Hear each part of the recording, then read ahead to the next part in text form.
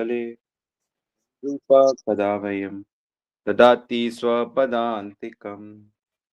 वन्देऽहं श्रीगुरो श्रीयुतपदकमलं श्रीगुरून् वैष्णवांश्च श्रीरूपं साग्रजातं सगणरघुनाथान्वितं तं सजीवं साद्वैतं सावधूतं परिजनसहितं कृष्णचैतन्यदेव श्रीराधा कृष्णपदान् सगणललिता श्रीविशाखान्वितं च। हे कृष्णा करुणा सिंधु दीनबंधु जगतपते गोपेश गोपिका कांत राधा कांत नमस्तुते। जय श्री कृष्ण चैतन्य प्रभु नित्यानंद श्री अद्वैत गदाधर शिवासादि गौर भक्त वृंद। सब बोलेंगे हरे कृष्ण कृष्ण कृष्ण हरे हरे हरे राम राम राम हरे हरे। आप सभी का बहुत बहुत स्वागत है नृत्य श्रवण की कथा में। और आज हम बहुत महत्वपूर्ण चर्चा करने जा रहे हैं। हर दिन ही महत्वपूर्ण चर्चा होती है, लेकिन कुछ कुछ चीजें होती हैं जो देर से समझ आती हैं। कम से कम मुझे तो बहुत देर से समझ में आई। ऐसा नहीं कि गुरुओं ने वैष्णवों ने उसे पहले नहीं बताया या हमने उसको पहले नहीं पढ़ा, लेकिन समझ देर से आती है। ये जो आध्यात्मिक नॉलेज है, ये गुरु कृपा से और भगवत कृपा से समझ आती है। क्योंकि अगर ये समझ में आ जाए तो जीवन हमारा परफेक्ट हो जाता है, बहुत सुंदर हो जाता है, सुखी हो जाता है। सांसारिक लोग कितनी मेहनत करते हैं। आप जानते हैं कितने लोग हैं जिनके परिवार के जो मुखिया हैं, यानी कि हेड ऑफ द डिपार्टमेंट, वो दूसरे देश में रहते हैं। अगर आप हमारे जैसे बहुत से मित्रगण और भक्त लोग मिडिल ईस्ट कंट्रीज में रहते हैं, Oman, Dubai, Sharjah, Abu Dhabi, तो वहां पे बहुत सारे इंडियंस लोग काम करते हैं। फिर अमेरिका जाओगे तो 50-60 लाख इंडियंस हैं। यूरोप में जाओ, अफ्रीका में जाओ, नाइजीरिया में जाओ, कहीं जाओ, तो कितने कितने लोग हैं जो घर से दूर रहते हैं। किस लिए? कि अपने परिवार के लिए पैसा कमा रहे, धन कमा रहे। किस लिए? ताकि उनका जीवन सुखी हो। लेकिन इस प्रकार से जीवन सुखी नहीं होता। जीवन बस चलता रहता है, आवश्यकताएं पूर्ति होती हैं। ऐसे ही हमारे देश में भी सारे परिवार बिखरे हुए हैं। बच्चा कहीं, पति कहीं। आजकल तो बेटियां भी दूसरे शहर रहती हैं, नौकरी के लिए या विवाह के बाद, या फिर बहुत ज्यादा ऐसा होने लगा है। इसीलिए शायद सरकार ट्रेनें बहुत अच्छी कर रही है, फ्लाइट बहुत अच्छी कर रही है, ताकि लोग तेजी से आ जा सकें। और उनका प्रचलन बढ़ भी रहा है, क्योंकि लोगों को बहुत आवश्यकता है इधर से उधर जाने की, आने की। तो मूल बात यह है कि ये सब क्यों करते हैं? ये सब इसीलिए करते हैं ताकि हमने कुछ धन राशि आए और शायद हम धन से सुख को खरीद सकें। हमारी इंद्रियां, हमारा मन, हमारा शरीर सब सुखी हो जाए। लेकिन इस तरह से सुख नहीं मिलता, क्योंकि अगर इस तरह से सुख मिलता तो हमारे देश के जो बलवान राजा लोग हैं, क्षत्रिय लोग हैं, जिन्होंने हमारे देश में राज्य किया है, वो सब लोग बड़े सुखी हो जाते।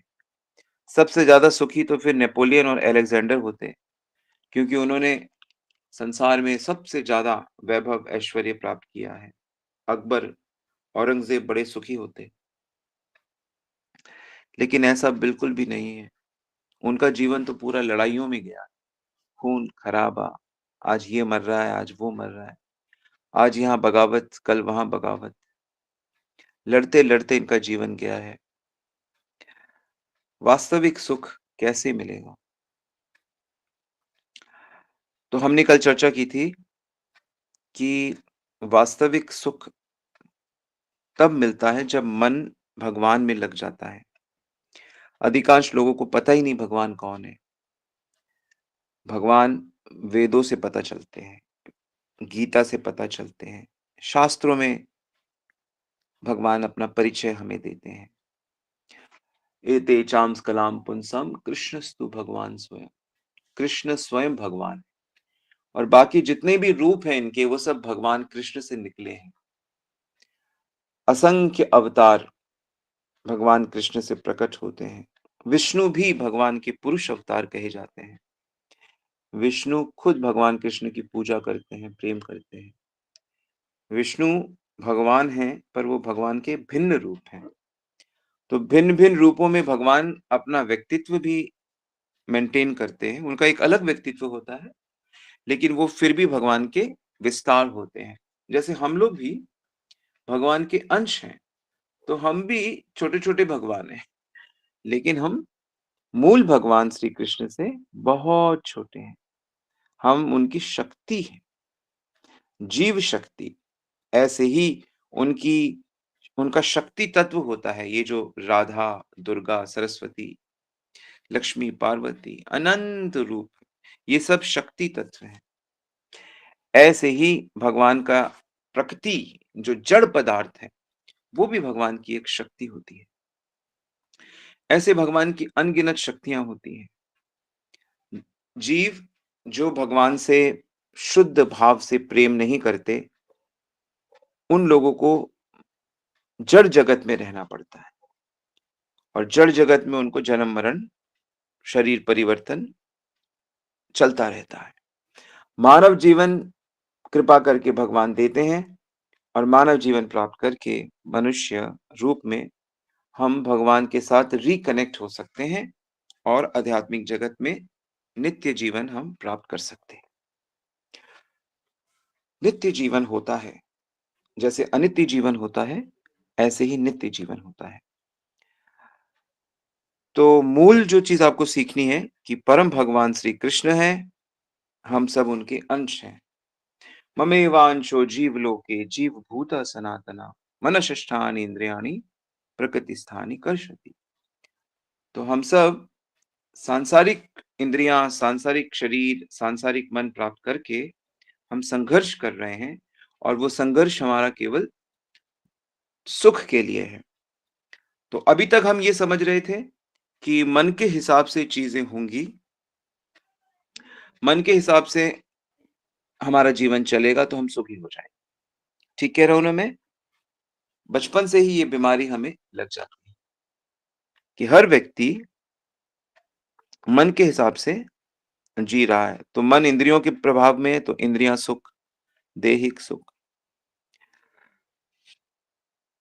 बालक होते हैं, बच्चे होते हैं तो वो खाना-पीना और कुछ गेम्स खेलना, खेल-कूद, खाना-पीना, आराम करना, घूमना-फिरने में रस लेते हैं। युवावस्था में वो युवतियों से युवक-युवतियों आपस में रस लेने का प्रयास करते हैं और खाना-पीना, सोना तो ख़ैर है ही। और वृद्ध अवस्था में वो धन, संपत्ति का जो एक घमंड होता है कि मेरे पास इतना कुछ है और मुझे सम्मान प्राप्त होना चाहिए, मेरा नाम होना चाहिए। ये सब चीज़ों से ही व्यस्त रहते हैं वो लोग। इसी प्रकार सुख लेने की कोशिश करते हैं। लेकिन हमने ये समझा क्योंकि जीव भौतिक नहीं आध्यात्मिक प्राणी है और जीव आत्मा होने के कारण परमात्मा कृष्ण का अंश है, इसलिए जब तक उसका मन, भौतिक मन भगवान में लगकर आध्यात्मिक नहीं बन जाता, जब तक वो भगवान को अपना नहीं मान लेता, जब तक वो अपने को भगवान का सेवक नहीं मान लेता, तब तक उसको लवलेश एक बूंद सुख उसको नहीं मिलेगा। उसको सीकर का सुख भी नहीं मिलेगा। उसको बिल्कुल उसके जीवन में शांति नहीं आएगी। तो हमने ये सीखा कि उसे भगवान की से जुड़ना पड़ेगा और उसे भगवान की भक्ति करनी पड़ेगी। चाहे कोई ग्रंथ आप देखो, मूल रूप से गीता, भागवत देखो, वेद देखो, वेदांत देखो, तो हर जगह पे यही बताया गया है कि जीव को अपने मन को भगवान में लगाना पड़ेगा, भगवान की शरणागति करनी पड़ेगी, उनकी अनन्य भक्ति करनी पड़ेगी, तो उसके जो पाप हैं, वो भस्म हो जाएँगे उसके जो संसार के प्रति भोग वासना की जो उसकी बुद्धि है, वो ठीक हो जाएगी। उसका जो मन में जो कलुषित चीज़ें हैं, दूसरे-दूसरे भाव हैं, वो सब शुद्ध हो जाएँगे और उसका मन शुद्ध पवित्र होके भगवान से प्रेम करने लगेगा और वो चिर सुखी हो जाए। तो अब सीखने वाली बात ये है कि भक्ति किसको करनी है? तो इसका उत्तर है कि भक्ति मन को करनी है। मन के माध्यम से आत्मा करती है, पर हम यहाँ पे कहेंगे कि मन को करनी है। संसार में सुख नहीं है, संसार से वैराग्य होना चाहिए। किसको? मन को। और भगवान से लगाव होना चाहिए। किसको? मन को। ना इंद्रियों से काम बनेगा, ना आत्मा से काम बनेगा। हमारे पास शरीर है, इंद्रियां हैं, मन है, आत्मा है, ये हमने बताया था। तो हमारा काम बनेगा मन जब भगवान से चिपक जाएगा। जब संसार में लगाव नहीं होता है, राग का मतलब होता है लगाव। विराग का मतलब होता है लगाव नहीं होना। उसी को वैराग्य कहते हैं। लगाव या राग 2 प्रकार से होता है। संसार से लगाव हमारा 2 प्रकार से होता है। एक अनुकूल भाव से होता है, राग, दोस्ती या प्यार, वो अनुकूल भाव से, और एक प्रतिकूल भाव से होता है, जिसको हम द्वेष कहते हैं, जिसको हम दुश्मनी कहते हैं, या गंवारी भाषा में हम जिसको खार कहते हैं, प्यार या खार। परंतु दोनों का मतलब है कि मन चिपक गया है। दोनों ही राग हैं और दोनों कहाँ पे हो रहा है ये? मन में हो रहा है। दोनों का मतलब है कि मन चिपक गया है। और वैराग्य का मतलब क्या होता है? वैराग्य का मतलब होता है ना चिपका नहीं है, ना दोस्ती ना दुश्मनी, ना दोस्ती ना दुश्मनी। अब हम लोगों ने इस चीज़ पे ध्यान नहीं दिया कि बहुत सारी चीज़ों के साथ हमारा लगाव है और बहुत सी चीज़ें स को हम हेट करते हैं। ऐसा है कि नहीं है? और वो उसी के कारण हमारा जो मन है वो शुद्ध नहीं है और वो हमारा मन भगवान में नहीं लगा है, इन्हीं में लगा है। तो मन एक है, एक मन है आपके पास, चाहे उससे प्यार कर लो, चाहे उससे दुश्मनी कर लो, चाहे उसको तामसिक चीज़ों में लगाओ, तो तामसिक फल मिलेगा, राजसिक, सात्विक में लगाओ, तो वैसा फल मिलेगा, और चाहे उसको गुरु में, वैष्णवों में, भगवान में लगाओ, तो भगवान रूपी फल मिलेगा। तामसिक में मन लगेगा, तो तामसिक योनि मिलेगी। ऊर्ध्व गच्छन्ति सत्त्वस्ता मध्ये तिष्ठन्ति राजसा जगन्य गुणो वृत्तिस्ता अधो गच्छन्ति तामसा। गीता में कहा गया है कि जिसका मन तामसिक रूप में लगेगा वो अधो गच्छन्ति, वह नीचे की योनियों में, पशु योनि में जाएगा। बहुत पापी है तो नारकीय योनि में जाएगा। बहुत सात्विक है तो देव योनियों में जाएगा, ऋषि योनियों में जाएगा। पवित्र पवित्र घरों में पैदा होगा। और अगर राजसिक है तो मनुष्य योनि में आए।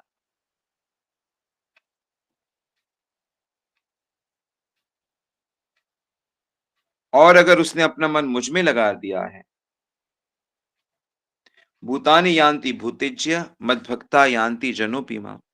और अगर उसने अपना मन मुझ में लगा दिया है, तो मेरे पास आएगा। और किसी दूसरे भूत या दूसरे जीव में लगा दिया है, तो उसके पीछे-पीछे वो जिस योनि में गया, उधर आपको जाना पड़ेगा। तो मूल सिद्धांत है, इसको अच्छे से लिख लीजिए कि जो भी मन में आएगा, वह जैसा होगा, तो हमारा मन भी वैसा ही बन जाएगा। तो जैसा मैंने बताया कि तामसिक, राजसिक, सात्विक और दिव्य यानी भक्तिमय। तो अगर तामसिक चीज़ें हमारे मन में भरी हैं, तो हमारा मन तामसिक प्रकार का हो जाएगा। तामसिक यानी कि गंदी चीज़ें, शराब, मांस, जुआ, द्वेष, वैर भाव, हिंसा, आलस, मूर्खता, लड़ाई झगड़ा, कर्कशता, कठोरता, गलतियां निकालना, चुगलियां करना, ये सब जो गुण हैं, सब तामसिक गुण हैं। कृष्ण ने गीता में पूरा डिटेल में बताया है, आसुरी संपत्ति क्या होती है, तामसिक गुण क्या होते हैं। क्यों बताया? ताकि हम इनसे बचें, इनको समझें। क्या मेरे परिवार में ये चीज़ें आ रही हैं? क्या मेरे बच्चे आलसी बन रहे हैं? क्या मेरे परिवार के लोग हर चीज़ को टाल रहे हैं? हम बाद में करेंगे, बाद में करेंगे। क्या वो देरी से उठ रहे हैं? क्या वो साफ-सफाई नहीं रखते? क्या वो बाथरूम को गंदा रखते हैं, अपने कमरे को गंदा रखते हैं, अपने कपड़ों को, अलमारियों को? क्या घर में जूते-वूते पहन के सब घूमते रहते हैं? तो ये सब तामसिक लक्षण होते हैं। इनसे हमारे भीतर का जो शुद्धता है वो गंदी होती है, मन गंदा होता है। वास्तव में गंदा हो रहा है, इसीलिए वो बाहर गंदा दिख रहा है। दोनों एक-दूसरे के पूरक हैं। बाहर गंदा होगा तो अंदर भी गंदा होगा, अंदर गंदा होगा तो बाहर भी गंदा। मुझे याद है जब मैं हॉस्टल में रहता था, तो वहाँ पे लड़कों के कमरे इतने गंदे होते थे, शराब पीना, सिगरेट पीना, उसकी बड्स यहाँ-वहाँ गिरी हुई हैं, कपड़े ऐसे गिरे हुए हैं, धुले नहीं हैं, बदबू आ रही है। किसी तरह डिओड्रेंट और परफ्यूम लगा के वो अपने बदबू को दूर करते हैं। तो बिल्कुल तामसिक जीवन और वो उनकी बातें गंदी-गंदी बातें करते हैं, अपने शिक्षक के बारे में, अपने सहपाठियों के बारे में, तो तामसिक होता है। ऐसे ही राजसिक होता है, जहाँ आगे बढ़ने की ख्वाहिश होती है, धोखा देना, इंद्रिय तृप्ति करना, दिखावा करना, पैसे की हेकड़ी करना और यही सब चीज़ों में रहता है और इसी तरह की चीज़ें फ़िल्मी सितारे खेल-कूद जिसमें बहुत ज़्यादा एंग्ज़ायटी वग़ैरह ये सब भरा रहता है मन के अंदर। हम इससे बड़े, हम उससे बड़े, हमारे पास बड़ी गाड़ी, हमारे पास गहना, हमारा पैसा देखो। तो ये सब राजसिक लोग, आसुरी लोग हो जाते हैं, धीरे-धीरे आसुरी बन जाते हैं। राजसी, तामसी का मिक्सचर आसुरी होता है, राक्षसी हो जाता है, दिखावटी जीवन हो जाता है। तो क्योंकि मन में वैसे ही लोग रखे हुए हैं, तो मन राजसिक हो जाता है। सात्विक भी मन होता है, बुद्धिमान, सदाचारी, सेवा भाव, करुणा, मेहनत करना, समय से चीज़ें करना, दूसरे के दुःख को समझना, सेवा भाव रखना। तो इस तरह की चीज़ों से मनुष्य सात्विक होता है, उसको सुख मिलता है, लेकिन वो सात्विक सुख होता है। लेकिन इससे भी जीवन में पूर्णता नहीं आती, परफेक्शन नहीं आती। इसमें भी मृत्यु का भय बना रहता है, घबराहट रहती है, चिंताएँ रहती हैं। वो शांति नहीं मिलती जिसको आप ढूँढ रहे हो, वो चैन की नींद नहीं आती, वो तो आती है। ख़ैर भगवत भक्ति में होता है, लेकिन भगवत भक्ति में भी नींद उड़ जाती। भगवत भक्ति में भगवान के लिए छटपटाहट शुरू हो जाती। तो इसकी शुरुआत संतों से होती है, भक्तों से होती है, भक्तों में, शास्त्रों में श्रद्धा से होती है और चौथा प्रकार है कि हम अपने मन को दिव्य बना सकते हैं। मन में भक्त, महापुरुष, गुरु, वैष्णव, भगवान, भगवान की संबंधित चीज़ों को हम अपने मन को अगर भर लेंगे, तो जैसा हमारा मन होगा हम वैसे बन जाएँगे। जैसा चाहे वैसा कर लो, इतना सुंदर भगवान ने हमको स्वतंत्रता दी है। अपने हाथ में सारा कुछ है, अपनी बुद्धि में, वास्तव में अपने मन में सब कुछ है। किसी भी तरीके से मन को भगवान में लगाया जा सकता है। तस्मात् वैरानुबंधेन निर्वैरेण भयेन व स्नेहात् कामे देवान् चुन्यात् कथानि। भागवत में बताया गया है कि किसी भी तरीक़े से, चाहे दुश्मनी से मन भगवान में लगाओ, चाहे संबंध से लगाओ, चाहे भय से लगाओ। कंस भयभीत रहता था हमेशा भगवान से। रावण वैर से उसने भगवान में मन लगाया। परिवार के लोग स्नेह से भगवान में मन लगाते हैं। साधक लोग भक्ति से, गोपियों लोगों ने इच्छाओं से, कामनाओं से मन लगाया। तो चाहे किसी भी कामना से, किसी भी तरह से मन भगवान में लगना चाहिए, बस ये कंडीशन है। परीक्षित कई बार ये प्रश्न पूछते थे कि कैसे गोपियां तो काम भाव से कृष्ण के पास गई थी, अपने विवाहित होते हुए भी वो रात को कृष्ण से मिलने वन में पहुंच जाती थी। तो ये तो बहुत ही गलत है। फिर उनको कैसे भगवत प्राप्ति हो गई? तो बता रहे हैं कि भाई वो कृष्ण से मिलने गई हैं, वो कृष्ण के ही अंश हैं, सारा ब्रह्मांड कृष्ण का अंश है। तो वो अपनी आत्मा से ही मिलने गई, इसलिए उनको वो भगवत प्राप्ति हुई। लेकिन अगर वो किसी और से, किसी दूसरे जीव से मिलने जाएंगी, तो उनका गति नहीं होगी, नरक मिलेगा फिर। आग में किसी भी तरह से छुआ दो तो वो जलाएगी, अपना प्रभाव दिखाएगी। तो भगवान में चाहे द्वेष करो, लेकिन भगवान से द्वेष करना संभव नहीं है, क्योंकि भगवान बहुत शक्तिशाली। वो उनके जो पार्षद हैं जय विजय, जो रावण, कुंभकर्ण, हिरण्याक्ष आदि बने, कंस, शिशुपाल, दंतवक्र जो थे, वो विशेष लीला थे और वो भी बहुत शक्तिशाली थे। तो उन्होंने दूसरे भावों को अपनाया लीला के लिए और भगवत प्राप्ति करी। गोपियों ने सुंदर कृष्ण को प्रकट लीला में देखा और काम भाव से उनमें मन लगाया और वो गुणों को पार कर गई, प्रकृति के गुणों को पार कर गई। शिशुपाल भी भगवान के धाम को प्राप्त कर लेता है। नित्यम हरो विदिधतो यान्ति तन्मयताम हिते।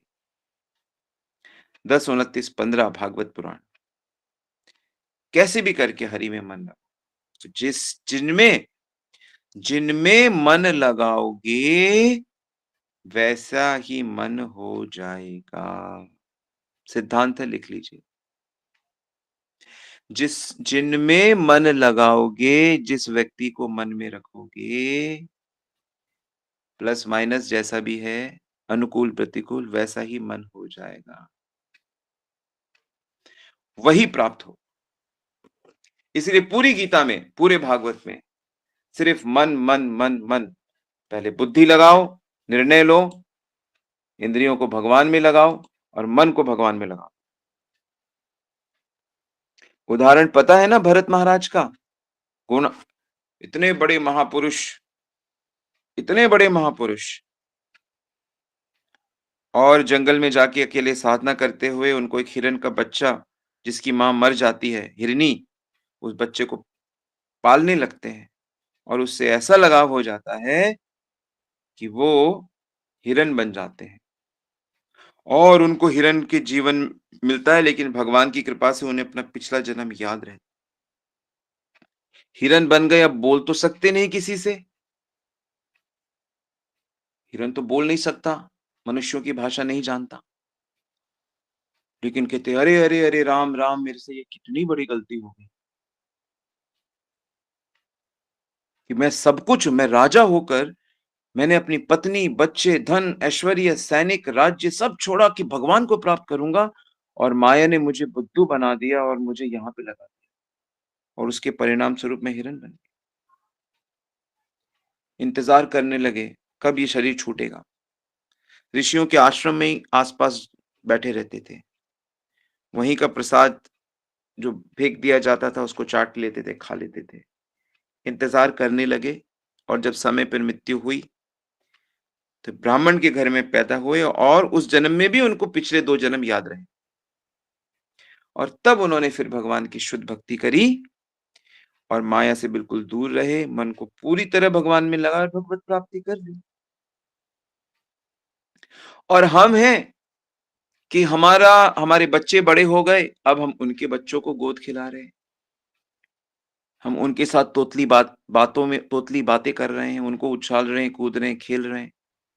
हम हैं कि हमारे बच्चे बड़े हो गए कि हम दूसरे के बच्चे, छोटे-छोटे बच्चों को उठा रहे हैं। हम रिटायर हो गए और हम अभी भी पैसे कमाने के चक्कर में लगे हुए हैं। हम बूढ़े हो गए, अभी भी हम ताश खेलते रहते हैं, हम फ़िल्म देखते रहते हैं, हम गीत सुनते रहते हैं, हम अखबार पढ़ते रहते हैं।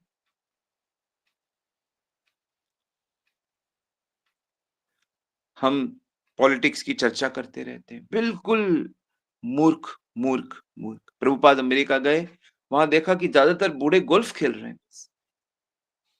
क्लबों में ताश खेल रहे हैं, रात को पार्टी में जाते हैं और गोल्फ खेलते रहते हैं।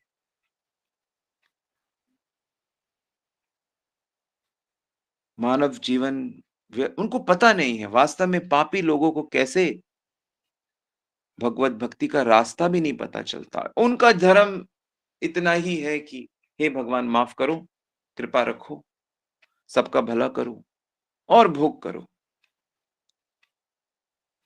आहार निद्रा भय मैथुनम च। पशुवत जीवन है। थोड़ा-सा मानव समाज का है तो मानव समाज के 2 पैर के पशु शास्त्र कहता है। तो मुख्य बात क्या है जो हमने समझी कि हमें शरीर से भक्ति तो कर रहे हो लेकिन उससे बात बनेगी नहीं। बात तो तब बनेगी जब मन भगवान में लग जाएगा। चाहे सकाम भाव से लगे। सकाम भाव का मतलब होता है कि चाहे इंद्रिय तृप्ति चाहो लेकिन कृष्ण से चाहो, कि कृष्ण को देखें। कृष्ण को देखने से सुख मिलते हैं, कृष्ण को छूने से, कृष्ण से हमको कुछ धन मिल जाए, कृष्ण से हमें कुछ भौतिक संपदा मिल जाए, कृष्ण से कामना, इसको सकाम भक्ति कहते हैं। इससे भी बात बन जाएगी।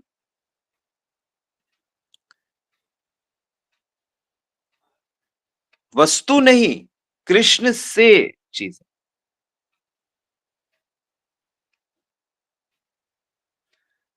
लेकिन असली बात बनेगी निष्काम भक्ति से। कुछ नहीं मांगना। राधा कृष्ण की लीलाओं को मन में रखना, कृष्ण को जानना, राधा को जानना, भक्तों को जानना। तो एक बात ये समझो कि चाहे आप संसार से मन हटाने की कोशिश करोगे, लेकिन वो मन हटेगा नहीं संसार से। हाँ, ये ज्ञान होगा कि यहाँ सुख नहीं है, तो वहां से अब बाहर ले आओगे उसको, लेकिन लाकर फिर उसे कृष्ण में लगाना पड़ेगा।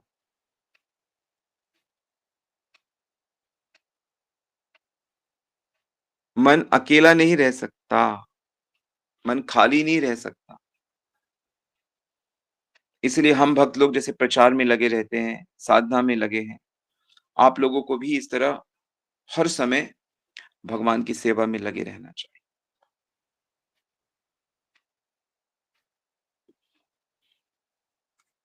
तो मन को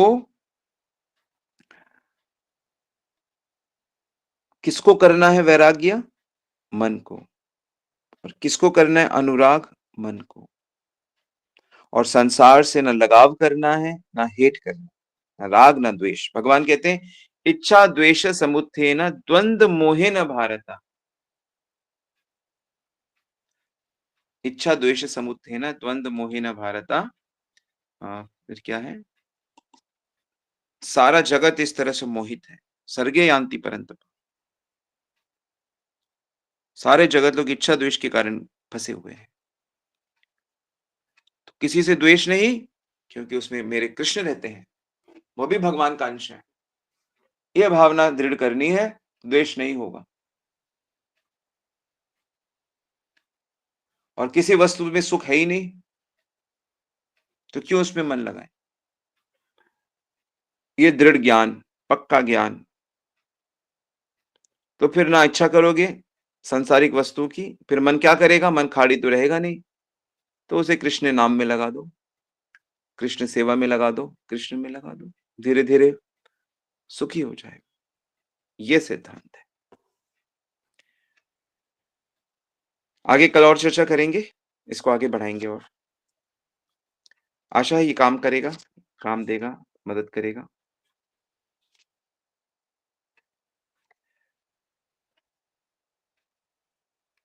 हरे कृष्णा। किसी का कोई प्रश्न है? धन्यवाद।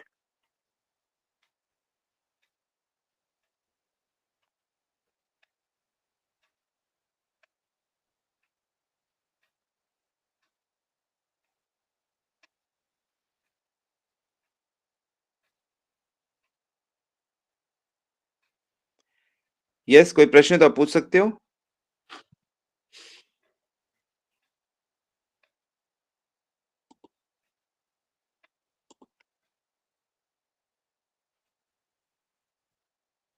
हरे कृष्णा प्रभु जी।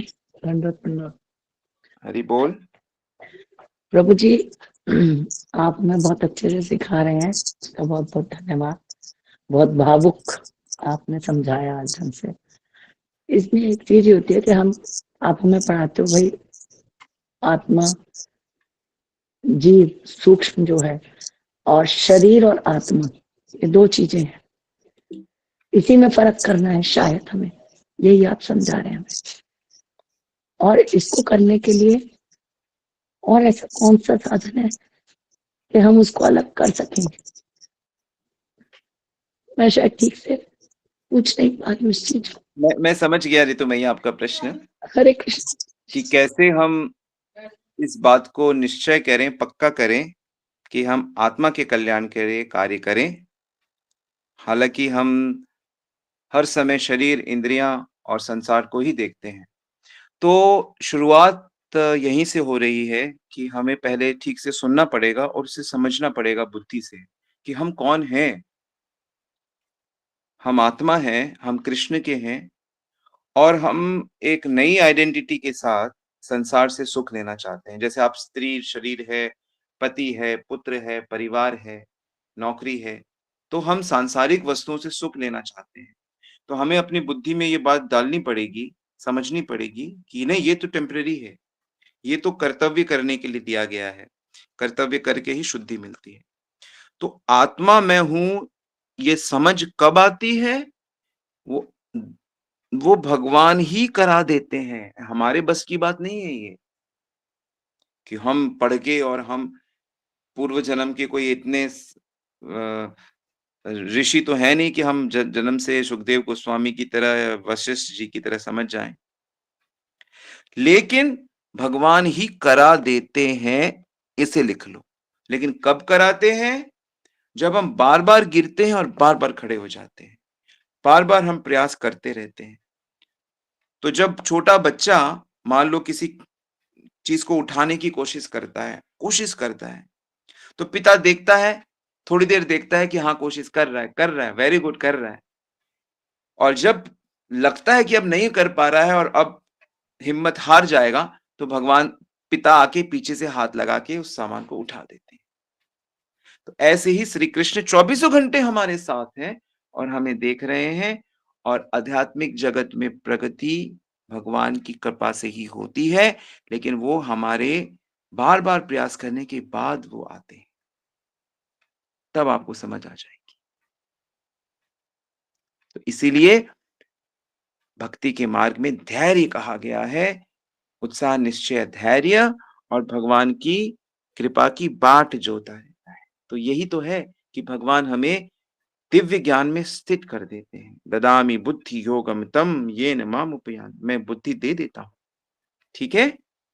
तो इस विश्वास के साथ आगे बढ़ना है, गिरेंगे फिर खड़े होना है, धोखा खाएँगे फिर भक्ति करनी है, ताने खाएँगे फिर भक्ति करनी है, मन परेशान करेगा, फिर बार-बार संसार के सुख में ले आएगा, फिर आगे बढ़ना है। हारना नहीं। ठीक है? हरे कृष्णा। दंडवत प्रणाम। धन्यवाद।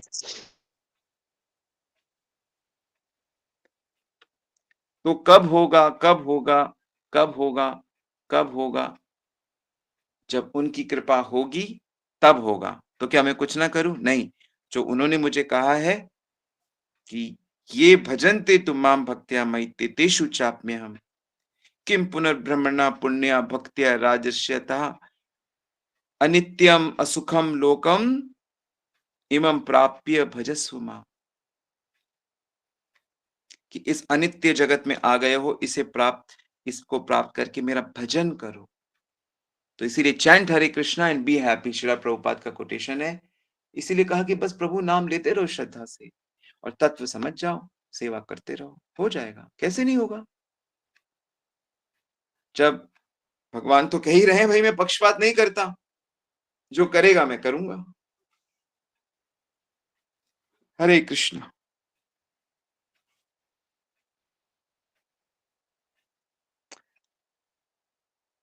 और कोई प्रश्न?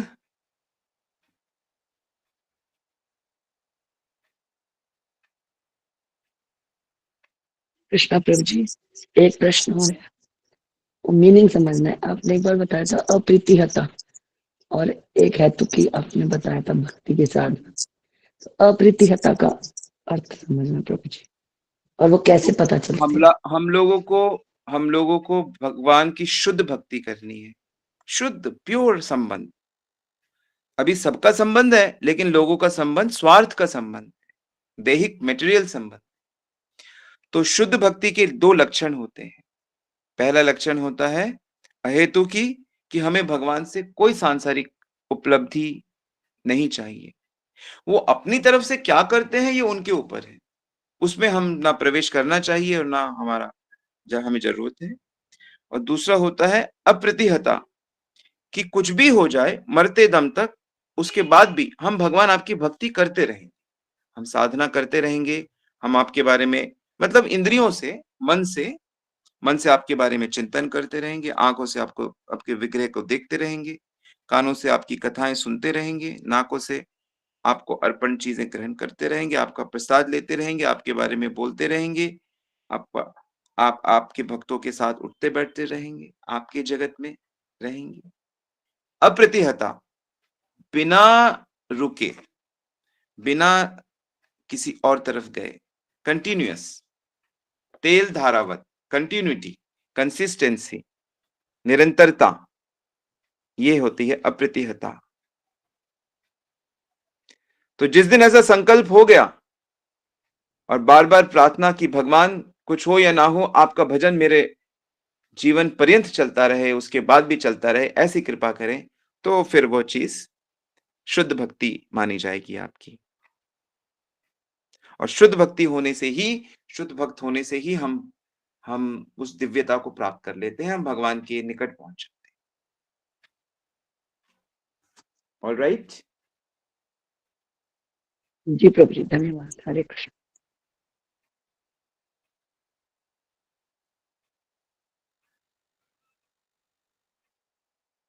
वाञ्छाकल्पितरुभ्यश्च कृपा सिन्धुभ्येव च पतितानां पावनेभ्यो वैष्णवेभ्यो नमो नमः।